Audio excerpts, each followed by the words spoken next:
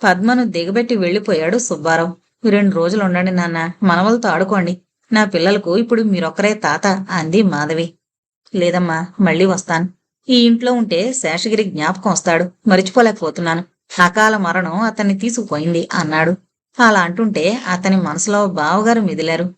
అవును నాన్న, మీరన్నది నిజమే, కానీ ఇది మీ ఇల్లు కాదు కనుక వెళ్ళిపోతానంటున్నారు. ఈ ఇంట్లో మావయ్య మసిలారు.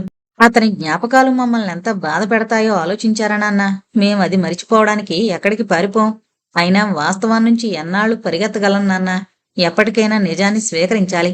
మావయ్య లేరన్న విషయాన్ని జీర్ణం చేసుకోవాలి. ఏమంటారు నాన్న అంది. ఏమంటాడు? తను ఎత్తుకుని పెంచిన కూతురు ఇప్పుడు తనకు జీవిత సత్యాలు చెప్పేంత పెద్దదయింది. అది కాదమ్మా, నువ్వు చెప్పింది నిజమే. ఏదో అలా అన్నాను. నా పనులు వదిలి ఉండాలంటే కష్టం కదా. ఇది మాత్రం నిజం నాన్న. ఎవరి పనులు వాళ్ళకుంటాయి. ఎవరు మాత్రం మన దుఃఖం కలకాలం పంచుకుంటారు? మీ చెల్లెలైనా అత్త నాకు మేనత్తే కాకుండా నా భర్తకు తల్లి, నా పిల్లలకు నానమ్మ. ఆవిడ బాధ్యత నాది అంది మాధవి.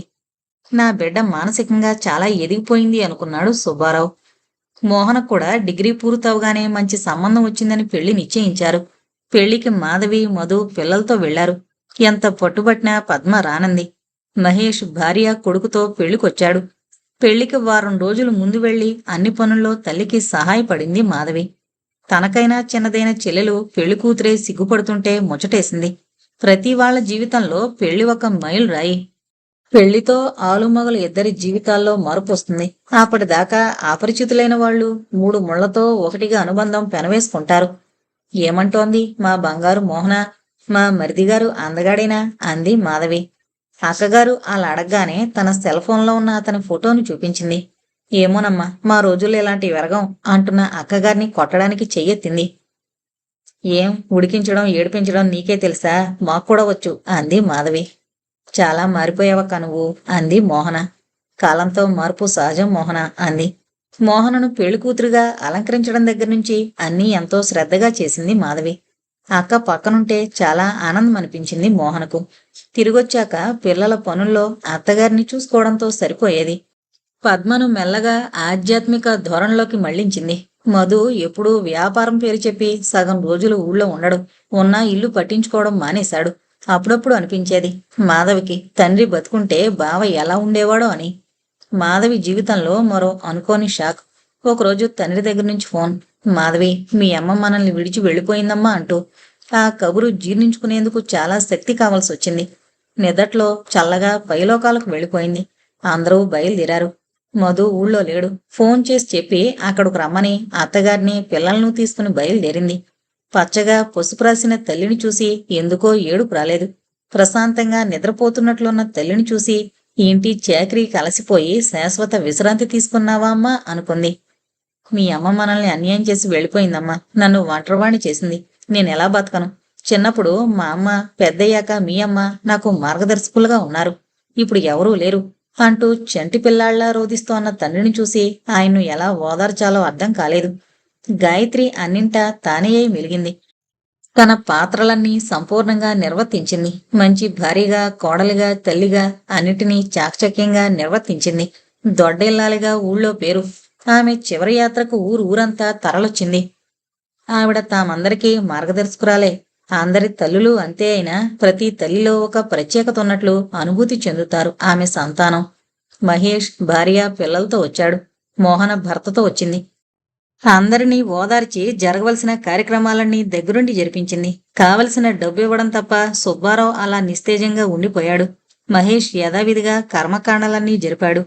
మామగారు పోయినప్పుడు మధు గుండెల మీద తల పెట్టుకుని ఏడవాలనిపించింది. కాని కన్నతండ్రి చావును యాంత్రికంగా చేసిన అతనితో తన దుఃఖాన్ని పంచుకోవాలనిపించలేదు. ఇప్పుడు కన్నతల్లి మరణం ఆమెను రాయించేసిందనడానికి లేదు. కన్నీళ్లు కరుడుగట్టాయి. ఘనీభవించిన నీటికి ద్రవించడానికి ఒక చల్లని పిల్లతెమ్మెర కావాలి. ఇప్పుడు అదే లోపించింది మాధవికి. అందరినీ ఓదార్చడంలో తన దుఃఖాన్ని మింగేసింది. పుట్టిన ప్రతివాడు గిట్టక తప్పదని, జాతస్య మరణం ద్రోవం అని సూక్తులు చెప్పినా అయినవారు నిష్క్రమిస్తే కంటతడి పెట్టనివారు ఉండరు. పోయిన వాళ్లతో ఎవరూ పోరు. చనిపోయిన వారు తనకెంత ప్రియమైన వారైనా ఆ క్షణంలో కాసేపు ఏడ్చి మళ్లీ దైనందిన కార్యక్రమాల్లో పడక తప్పదు. కాలం అన్ని గాయాల్ని మానుపుతుంది. తండ్రిని ఒంటరిగా వదలాలని లేదు, కానీ వెళ్ళక తప్పదు. ఆడదిక్కులేని సంసారం ఏం చెయ్యాలన్న ప్రశ్న. పొలాలు కౌలుకిచ్చి తండ్రిని తనతో రమ్మన్నాడు మహేష్. కానీ సుబ్బారావు దానికి ఒప్పుకోలేదు. పొలం పనులు, ఇక్కడి వాతావరణం నాకు బాగా అలవాటైపోయారా. అక్కడ పట్టణాల్లో నాకేం తోస్తుంది, నేనక్కడ ఉండలేను అన్నాడు. ఆ మాట నిజమే. అప్పటిదాకా మౌనంగా ఉన్న పద్మ అంది, నువ్వు పిల్లల్ని తీసుకుని వెళ్ళిపో అమ్మా. నేను అన్నయ్యని చూసుకుంటూ ఇక్కడే ఉంటాను. ఏం పాపం చేసుకున్నామో, ఇద్దరం తోడు పోగొట్టుకున్నాం. ఇప్పుడు అన్నా చెల్లెళ్ళం ఒకరికొకరు తోడుగా ఉంటాం అంది. వదినిగారి మరణం ఆమెను కలిచివేసింది. తోడబుట్టిన దానికన్నా ఎక్కువగా ఆదరించిన వదినిగారి లోటు ఎవరు తీరుస్తారు? పద్మ నిర్ణయం అందరికీ ఆనందాన్ని కలిగించింది. ఇది ఒకందుకు మంచిదే అనుకుంది మాధవి. కొడుకులో వచ్చిన మార్పు పసిగట్టి 2-3 సార్లు అడిగింది, నీతో సరిగ్గా ఉంటున్నాడా అని.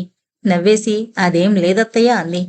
తామిద్దరి మధ్య పెరుగుతున్న దూరాన్ని ఆమెకు చెప్పి మనస్తాపం కలిగించడం ఇష్టం లేక మాధవి పిల్లల్ని తీసుకుని హైదరాబాద్కు వచ్చేసింది. మధు ఆమె తిరిగొచ్చిన వారానికొచ్చాడు. అతను ఎందుకు రాలేదో కారణం తెలుసుకోవాలనుకుంది. అమ్మ పోయింది, నీకు ఫోన్ చేశాను, వస్తావనుకున్నాను అంటూ అతని మొహంలోకి చూసింది. ఓ అవును, అత్తయ్య పోయింది కదూ, వెరీ సాడ్. పనుల హడావిడిలో రాలేకపోయాను. ఏం చేస్తాను చెప్పు అన్నాడు. వివరాలు అడుగుతాడని ఎదురు చూసింది. సెల్ ఫోన్లో ఎవరితోనో మాట్లాడుతూ వెళ్ళిపోయాడు. నిర్వికారంగా అతను వెళ్లిన వైపు చూసింది. కాస్త తీరిక దొరికినప్పుడు ఇంట్లో తల్లి లేదని గ్రహించి, అమ్మ నీతో రాలేదా అన్నాడు.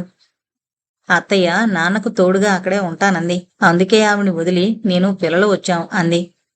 ఒక పంచే, ఈ సంవత్సరం పూర్తవగానే పిల్లల్ని తీసుకుని అక్కడికే వెళ్ళిపో. నేను ఎలాగూ తిరుగుతూ ఉంటాను. నువ్వు ఒక్కరితివి పిల్లలతో ఇక్కడికన్నా అక్కడ అమ్మ మావయ్యల దగ్గరుంటే నీ తోడు వాళ్లకు, వాళ్ల తోడు నీకు ఉంటుంది. నాకు కూడా నిశ్చింతగా ఉంటుంది. నేను నెల నెలా వస్తూ ఉంటాను అన్నాడు. అతని ఉద్దేశం అర్థం కాలేదు. ఏ తండ్రైనా ఎదుగుతున్న తన పిల్లల భవిష్యత్తు దృష్ట్యా పిల్లల్ని పట్నవాసంలో ఉంచి మంచి స్కూల్లో చదివించాలి అనుకుంటాడు. అలాంటిది ఇతనేంటి పిల్లల్ని తీసుకుని పల్లె వెళ్ళమంటున్నాడు. అప్పటికీ ఊరుకోలేక, పిల్లలు ఎదుగుతున్నారు కదా బావా, వాళ్ల చదువులు ఇక్కడైతే బాగుంటాయి. నేను ఒక్కరితోనే ఉండగలను, నువ్వు నీ పని చూసుకో అంది. అది కాదు మాధవి, పిల్లలింకా చిన్నవాళ్లే కదా. ఇదివరకు కన్నా మన ఊరు కూడా బాగా డెవలప్ అయింది. నేను నా బిజినెస్ ఇంకా పెంచదలుచుకున్నాను. అందుకని నేను మీకు ఎక్కువ సమయం ఇవ్వలేను. అలాని మీరు ఒంటరిగా ఉన్నా నాకు బాధే అంటూ మాధవిని ఒప్పించాడు. అతని మాట కాదనలేక మాధవి తన కాపురాన్ని హైదరాబాద్ నుంచి వాళ్ల ఊరుకు మార్చింది. కొత్తలో నెల నెలా వచ్చేవాడు. వారం రోజులుండి పిల్లలతో గడిపేవాడు. ఇదివరకటికన్నా ఇప్పుడే బాగుంది అనిపించేటట్లుగా ప్రవర్తించేవాడు. పద్మ ఏం మాట్లాడలేదు. కాని ఈ నిర్ణయం మూలంగా కొడుకు కోడళ్ల మధ్య దూరం పెరుగుతుందేమో అన్న అనుమానం. ఊళ్ళో ఉన్నప్పుడే అంతంత మాత్రం భార్య పిల్లల్ని పట్టించుకునేవాడు. తండ్రి పోయినప్పుడు కూడా కొడుకు ప్రవర్తన ఆమె గ్రహించకపోలేదు. కొడుకులోని మార్పు ఎక్కడికి దారి తీస్తుందో అన్న భయం. కాలక్రమేణా అతని రాకపోకలు తగ్గడం మొదలుపెట్టాయి. నెలల్లా 2-3, ఆ తర్వాత 6 నెలలుగా మారింది. ఎన్నిసార్లు అడిగినా పని ఒత్తిడి అనేవాడు. బిజినెస్ చేసేవాళ్ళెవరికి పెళ్ళం పిల్లలు ఉండరా? అందరూ ఇలాగే చేస్తారా? పద్మకు మాధవి హైదరాబాద్ నుంచి వచ్చేసి పొరపాటు చేసిందేమో అనిపించేది. అలా ఆమె దగ్గరంటే బాధపడుతుందని పైకి అనలేదు. పుట్టి పెరిగిన ఊరు, అలవాటైన వాతావరణం మాధవికి అక్కడ అడ్జస్ట్ అవ్వడానికి కష్టం కాలేదు. పిల్లలు మాత్రం కొంత ఇబ్బంది పడ్డారు. ఈ ఊరు బాగాలేదు, మన ఊరు వెళ్ళిపోదాం, నాన్నగారు మనతో ఎందుకు ఉండడం లేదు అని పిల్లలు గొడవ. మా కోసం నీ జీవితాన్ని పణంగా పెడుతున్నావేమమ్మా అన్నాడు సుబ్బారావు. అదేం లేదు నాన్న, బావకిష్టమైనట్లు నడుచుకోమని చెప్పారుగా, నేనదే చేస్తున్నాను అంది. తండ్రిని, అత్తను, పిల్లల్ని చూసుకోవడంలో మునిగిపోయింది మాధవి. ఊరు అభివృద్ధి చెందడంతో పిల్లల చదువులకు ఇబ్బంది లేకపోయింది. తమ అవసరాలకి కారు కొంది, డ్రైవర్ను పెట్టుకుంది. బిజినెస్ ఇంకా పెంచుతున్నానని, ఇంకో బ్రాంచు బొంబాయిలో పెడుతున్నానని, అందుకని తాను బాంబే షిఫ్ట్ అవుతున్నానని చెప్పాడు. హైదరాబాదులో ఉంటేనే రాకపోకలు అంతంత మాత్రం అయ్యాయి. ఎందుకో మాధవి అతని బిజినెస్ ఏంటని ఏనాడు అడగలేదు. ఆమె అడగలేదని అతను చెప్పలేదు. ముందుగా గార్మెంట్ ఎక్స్పోర్టుతో మొదలుపెట్టి ఇంకా చాలా వాటిల్లో తలదూర్చాడు. ఇంకా ఇంకా ఎదగాలన్న కోరిక. ఇక్కడతో నా కథ ముగిసింది, ఇంకా నీ కథ మొదలు అంది మాధవి. అసలు మధుసూదనకి పెళ్ళైందని తెలిస్తే నేనతన్ని పెళ్లి చేసుకుని ఉండకపోదును. ఆఫీసులో చాలా స్ట్రిక్ట్ గా ఉండేవాడు. అందుకే అతని వ్యక్తిగత జీవితం గురించి ఎవరికీ తెలీదు. రెండవది, మహానగరాల్లో ఎవరి పనులు వారివి. ఒకరి గురించి ఒకరు పట్టించుకునేందుకు, తెలుసుకునేందుకు ఎవరికీ సమయం ఉండదు అంది మధురిమ. నేను కూడా తప్పు చేశానేమో. అతను వెళ్ళమన్నంత మాత్రాన నేనతనికి దూరం వెళ్లకుండా ఉండాల్సింది. అతనికి దగ్గరవడానికి ప్రయత్నించి ఉండాల్సింది. నాకు తగిలిన దెబ్బలతో మా మధ్య పెరుగుతున్న దూరాన్ని తగ్గించుకోలేకపోయాను. బిజినెస్లో పైకి రావడానికి తన సమయాన్ని వెచ్చిస్తున్నాడని తెలుసు. బిజినెస్ అంటేనే పోటీ, అలాగే మార్పు కూడా సహజం. మనిషి ఆ మార్పుకు అలవాటు పడడానికి కొంచెం సమయం పడుతుంది. బిజినెస్లో పైకి రావాలంటే మార్కెట్లో త్వరితంగా వచ్చే మార్పుల్ని ఎల్లవేళలా కనిపెడుతూ ఉండాలి. దానికి అనుగుణంగా తన బిజినెస్ పోకడలను మార్చుకుంటూ ముందుకు నడవడానికి సరైన మార్గాన్ని అన్వేషించాలి. ఈ పొరుగు పందెంలో అతనికి నా అవసరం ఎంతుందో తెలీదు. ఎలాంటి మార్గాల్ని ఎన్నుకున్నాడో కూడా నాకు తెలీదు అంది మాధవి. అతనికి బిజినెస్ పట్ల ప్యాషన్ ఉందని నేను గ్రహించాను.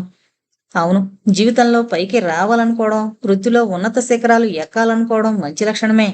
ఉన్నదాంతో తృప్తి పడేవాడు సామాన్యుడు. ఇంకా ఏదో కావాలి అనుకునేవాడే శిఖరాన్ని ఎక్కగలడు. వృత్తిలో పైకి రావడానికి తన వాళ్లను బాధ పెట్టడం, నిర్లక్ష్యం చేయడం అవసరం లేదు. ఏ మనిషి అయినా జీవితంలో పైకి రావాలన్నా, ఐశ్వర్యవంతుడు కావాలన్నా పక్కదారులు పట్టనక్కర్లేదు. దానికి సింపుల్గా కావలసినవి కష్టపడడం, క్రమశిక్షణ, పట్టుదల, నిలకడ. ఈ మూడు ముఖ్యం. జీవితం అంటే ఆశ, నమ్మకం, ప్రేమ. అంతేకాని అత్యాశ, అపరాధ భావన, శత్రుత్వం, పగ తీర్చుకోవాలన్న లక్షణం ఉండడం కాదు. బావ ఇవి పాటించుంటే ఇప్పుడు మనకి స్థితి కలిగుండేది కాదు అంది మాధవి. భోజనమయ్యాక పడుకుంటారా? నిద్ర అక్కర్లేని పక్షంలో నా కథ చెబుతాను. భోజనమయ్యాక నిద్రపోకపోయినా రాత్రంతా మేలుకోలేం కదా.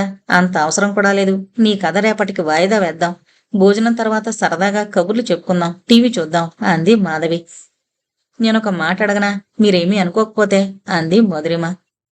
అడుగు, దానికేముంది. నువ్వు అడగబోయే మాట ముందు నాదో చిన్న కోరిక. వచ్చినప్పటి నుంచి చూస్తున్నాను. నేను మాత్రం స్వతంత్రంగా నువ్వు అని సంబోధిస్తున్నాను. మనిద్దరికీ ఎన్నాళ్ళనుంచో పరిచయం ఉన్నట్లుగా మాట్లాడుతున్నాను. నువ్వు మాత్రం నన్నింకా మీరు అంటున్నావు. మనిద్దరి మధ్య ఎక్కువ వ్యత్యాసం ఉందని అనుకోను. 18 ఏళ్లకు పెళ్ళయింది. పెళ్ళై 20 సంవత్సరాలైంది. ఇప్పుడు నా వయసు 38. నువ్వు బహుశా నాకన్నా ఒక 4 ఏళ్లు చిన్నదానివేమో అంది. అవును, సరిగ్గా చెప్పావు. నాకిప్పుడు 34. మా పెళ్ళై 4 ఏళ్లయింది. నాకు 30 ఏళ్లప్పుడు మధువును పెళ్లి చేసుకున్నాను. ఈ 4 ఏళ్లలోనే నా జీవితం తెల్లారిపోయింది. నీ అంత తొందరగా మనుషులతో కలవలేను అంది. ఇప్పుడు నువ్వు అని వాడావు కదా, మీరు కొన్ని చోట్ల తప్పదు. నువ్వు దగ్గరతనాన్ని పెంచుతుంది. నీకింకో విషయం చెప్పనా? ఒంటరితనం పోగొట్టుకోవాలంటే మంచి పుస్తకమైనా ఉండాలి, నలుగురు మధ్యైనా ఉండాలి. ఎవరో వచ్చి మనను పలకరించాలని ఎదురు చూసే బదులు మనమే వెళ్లి పలకరిస్తే సరి. మాట మాట్లాడితే తిరిగిపోయేదేమీ లేదని నా అభిప్రాయం. ఏమంటావ్ అంది మాధవి. భలే మాట్లాడతావు మాధవి. ఎప్పుడు ఇలాగే నవ్వుతూ ఉంటావా? జీవితంలో నువ్వు కూడా ఒడిదుడుకులు చూసావు. అయినా నిన్ను చూసిన వాళ్ళెవరూ అలా అనుకోరు. ఈ అమ్మాయి ఎంత అదృష్టవంతురాలు, పెట్టి పుట్టింది అనుకుంటారు అంది. జీవితం అంటేనే కష్టసుఖాల కలయిక. సుఖంగా ఉన్నప్పుడు ఆనందించి, కష్టం వచ్చినప్పుడు కురింగిపోవడం మూలంగా ప్రయోజనం లేదు. మానవ జన్మే అపురూపం. ఎన్నో కోట్ల జీవరాశుల్లో మానవ జన్మ ఉత్కృష్టమైంది. ఎంతో పుణ్యం చేసుకుంటేనే కాని మనకి జన్మ లభ్యం కాదు. నీ దేహం ఒక దేవాలయం. నీ ఆత్మ దేవుడనుకుంటే ఆలయాన్ని శుభ్రంగా శుచిగా ఉంచి అందులో ఉన్న దేవుణ్ణి కొలవాలి. మన దేహాన్ని మనం కాపాడుకోవాలి. మన ఆత్మను మనం సంతోషంగా ఉంచాలి. నేనదే చేస్తాను. ఈవిడిలో ఎంత స్థితప్రజ్ఞతుంది. ఏమీ తెలియని పల్లెటూరు అమ్మాయిలా ఉన్న ఈమె విజ్ఞాన కని అనుకుంది మధురిమ. మధురిమ మధ్యతరగతి కుటుంబంలో పుట్టింది. 3 ఆడపిల్లలు. ఆమె పైన ఒక అక్క, తర్వాత ఒక చెల్లెలు. తల్లిదండ్రులిద్దరూ స్కూల్లో టీచర్లుగా పనిచేస్తున్నారు.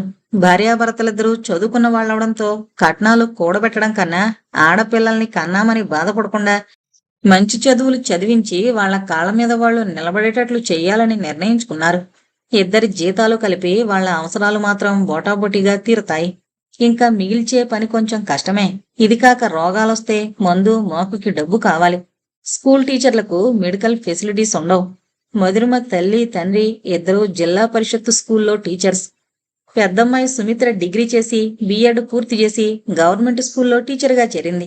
గొప్ప అందగత్తె కాదు, కానీ చూడగానే బాగుంది అనిపించేటట్లుగా ఉంటుంది. 2 ఏళ్ల ఉద్యోగం తర్వాత అదే స్కూల్లో పనిచేస్తోన్న ఆమె సహాధ్యాయుడు ఆమెను పెళ్లి చేసుకుంటానని ముందుకొచ్చాడు. తల్లిదండ్రుల అనుమతితో వారిద్దరూ ఒకటయ్యారు. తరువాతది మధురిమ. పేరెంత అందమైందో మనిషి కూడా అంతే అందమైంది. చదువులో ముందుండేది. చదువుకుని పైకి రావాలని, మంచి ఉద్యోగం, హోదా ఇవి ఆమె కలలు. కలలు కండమే కాక దాన్ని సాధించడానికి తన వంతు ప్రయత్నం కూడా చేసింది. స్కూల్ చదువు నుంచి స్కూల్ ఫస్ట్ వచ్చేది. డిగ్రీలో బయోటెక్నాలజీ ఎన్నుకుంది.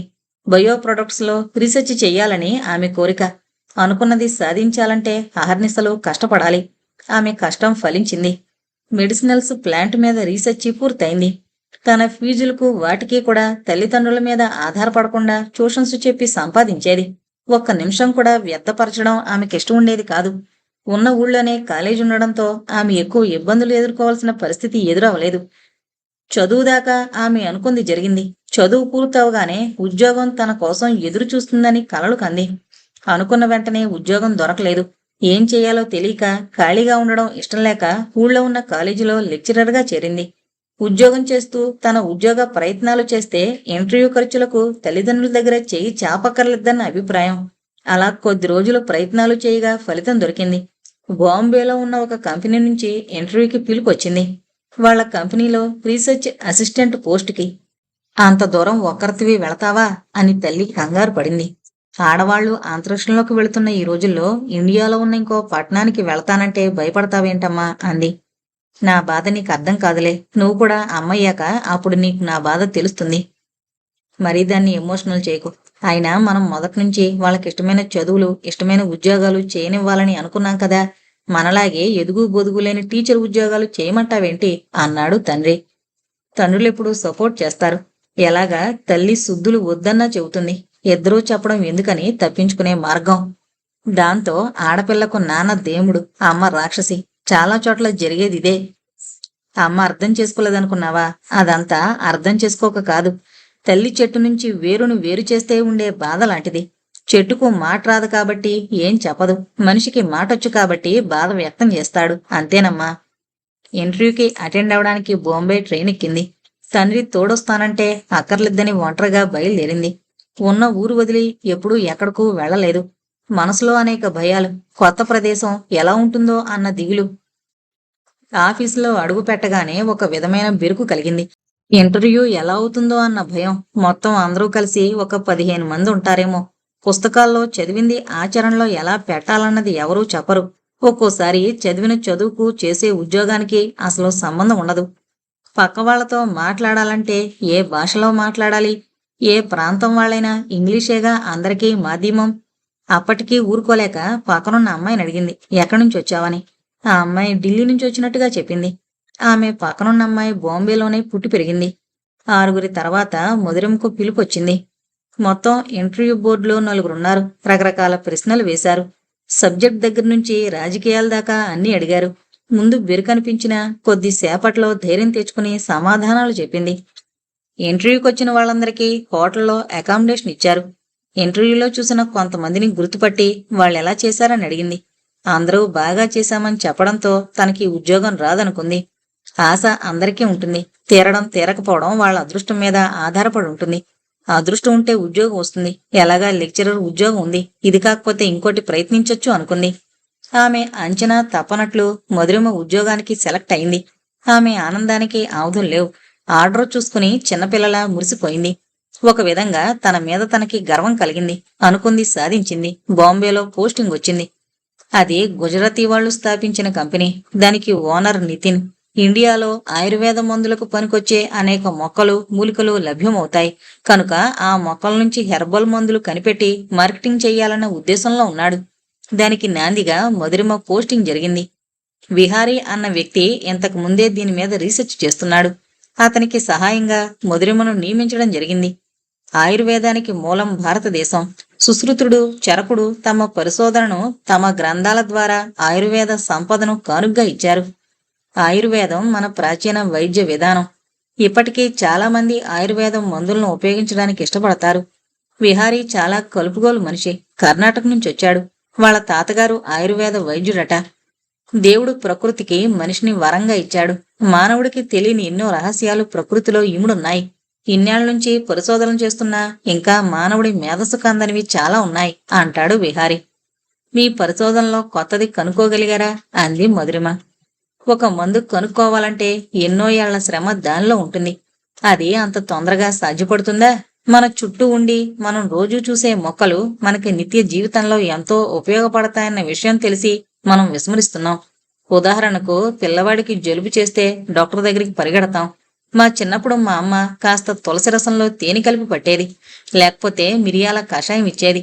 తులసిలో బ్రాంకైటిస్, జలుబు, పిల్లలకి గ్యాస్తో వచ్చే పొట్టనొప్పి తగ్గించే గుణాలున్నాయి. అలాగే పసుపు యాంటీసెప్టిక్ గా పనిచేస్తుంది. ఆడవాళ్లకు మొహానికి కాళ్లకు పసుపు రాసుకోమనేది దీనికే.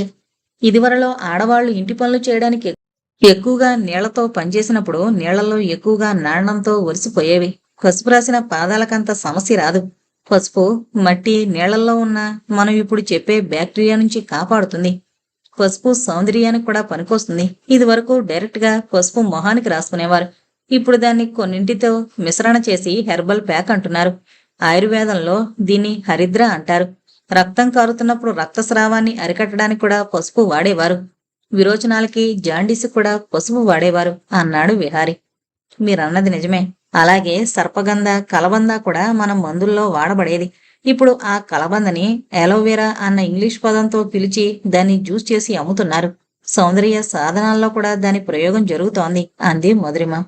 విహారితో పనిచేయడం చాలా ఉత్సాహంగా అనిపించింది. వారానికి ఒకసారి ఫోన్ చేసి తల్లిదండ్రులతో మాట్లాడేది. చిన్నపిల్లల తల్లికి తను చేసిన పనుల గురించి చెబుతూ ఉండేది. చెల్లెలు మాత్రం వేళాకోళంగా దీని సోది మొదలైందా అనేది. నిన్ను చెల్లెలు వెకిరిస్తుందన్నా నీకు చెప్పకపోతే నాకు తోచదమ్మా, నువ్వే నా ఫ్రెండు అనేది. ల్యాబ్లో రకరకాల ప్రయోగాలు జరుగుతున్నాయి. ఇది వరలో విహారీకి తన పని తప్ప వేరే లోకం ఉండేది కాదు. మధురమొచ్చిన కొద్ది రోజుల్లోనే అతనిలో మార్పు రావడం మొదలుపెట్టింది. ఆమె సమక్షం అతనికి హాయి గొలుపుతోంది. తనను తాను ప్రశ్నించుకున్నాడు. నేను మధురిమను ప్రేమిస్తున్నానా అని. అతనికి సమాధానం దొరకలేదు. అతనిలో జరుగుతున్న అలజడి మధురిమకు తెలీదు. అతనిలో మంచి స్నేహితుడిని మాత్రమే చూస్తోందామె. మొదటి నెల జీతం తీసుకోగానే తల్లిదండ్రులకు, చెల్లికి, అక్కకు బట్టలు కొనుక్కోమని డబ్బులు పంపింది. డబ్బులు అందిన వెంటనే అందరూ చాలా సంతోషించారు. తల్లి మాత్రం ఫోన్ చేసి చివాట్లు వేసింది. కష్టపడి సంపాదిస్తున్నావు, ఇలా మా అందరికీ బట్టలని డబ్బులు ఖర్చు పెట్టకు. అసలే బొంబాయిలో ఉంటున్నావు. నీ ఖర్చులు నీకెలాగో ఉంటాయి. జాగ్రత్తగా ఖర్చు పెట్టుకుని మిగిలిన డబ్బులు బ్యాంకులో దాచుకుంటే నీ పెళ్లికి పనికొస్తాయి అంది. తల్లి మాటలకు నవ్వుకుంది. తమకొచ్చే జీతాలతో కట్నాలిచ్చి పెళ్లి చేయలేమని బెంగ.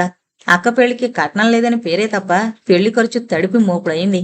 కొన్ని ఖర్చులు సాంప్రదాయం పేరిటైతే కొన్ని భేషజాలకు ఎంత తగ్గిద్దామన్నా ఎదుటివాడు ఏమనుకుంటాడో అన్న భావన తప్పదు. ఆ భావన అనవసర ఖర్చులకు దారితీస్తుంది. అందుకే తల్లి అలా మాట్లాడింది.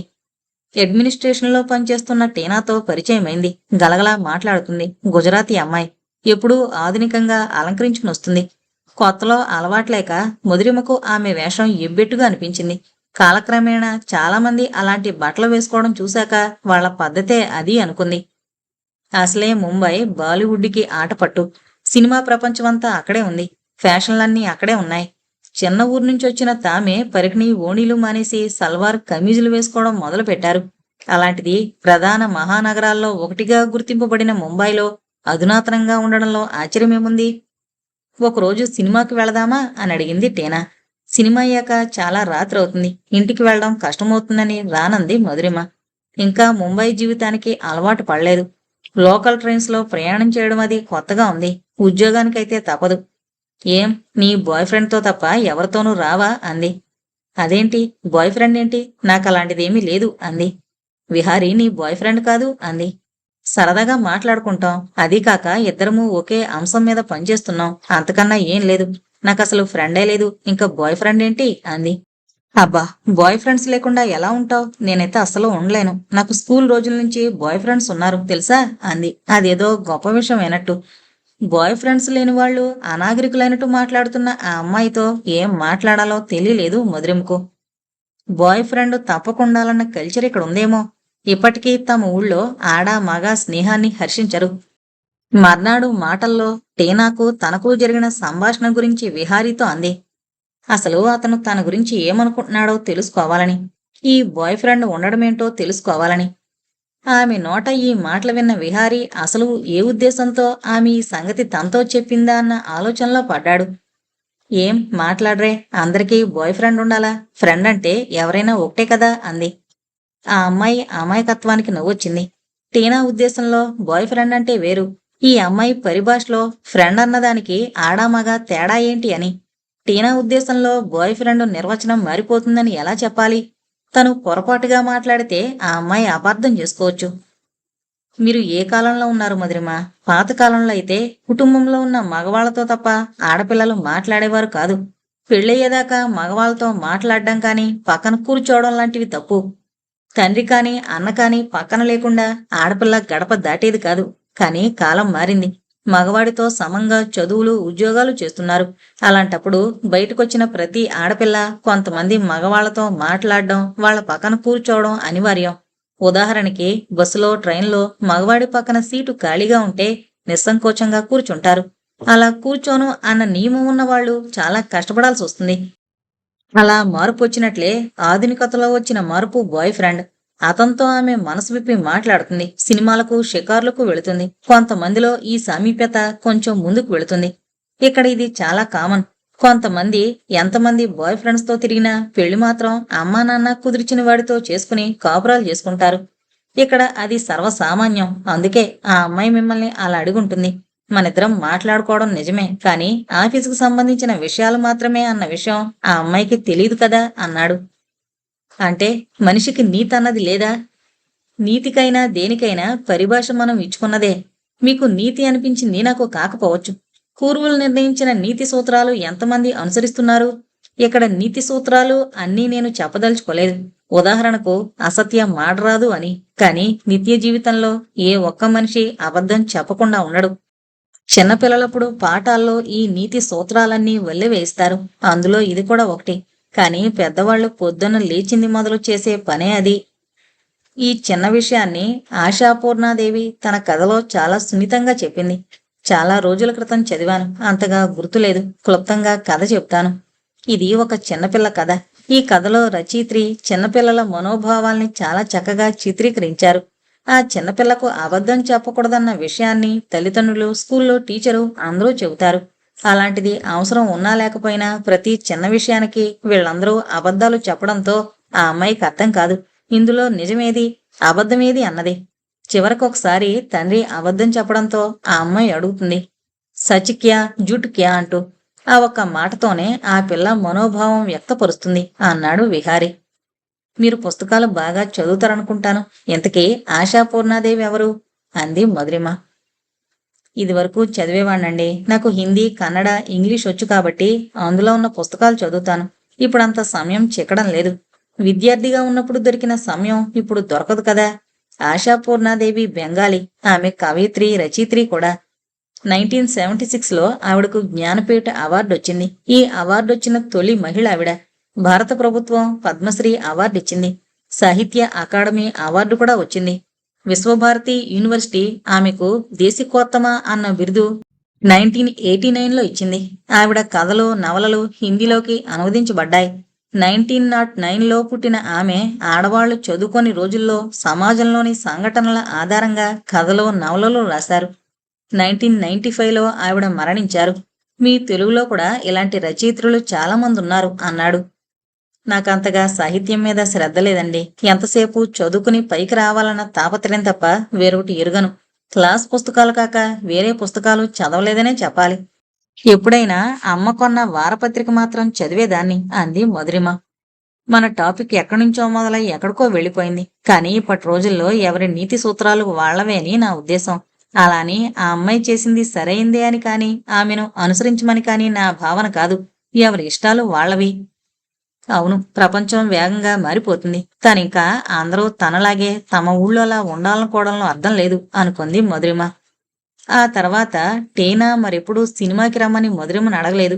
కాని ఆమె కళ్ళెప్పుడు మధురిమ, విహారీ ఏం చేస్తున్నారో అని చూస్తూ ఉండేవి. విహారీకి ఇది వరకు రీసెర్చ్ తప్ప ఇంకా దేని మీద ధ్యాస ఉండేది కాదు. ఇప్పుడు రీసెర్చ్ వర్క్ కన్నా మధురిమ పట్ల ఆకర్షణ పెరుగుతున్నట్లు అనిపిస్తోంది. రోజూ ఆమెను చూస్తూ ఉండాలన్న భావనను మనసులోంచి తీయలేకపోతున్నాడు. అతని ఆలోచనల నిండా మధురిమ చోటు చేసుకుంది. మధురిమకు ఈ ఆలోచనలు లేవు కాబట్టి విహారీ చూపుల్లో వచ్చిన మార్పు ఆమె గ్రహించలేదు. మామూలుగా తన పని తాను చేసుకుంటూ పోతుంది.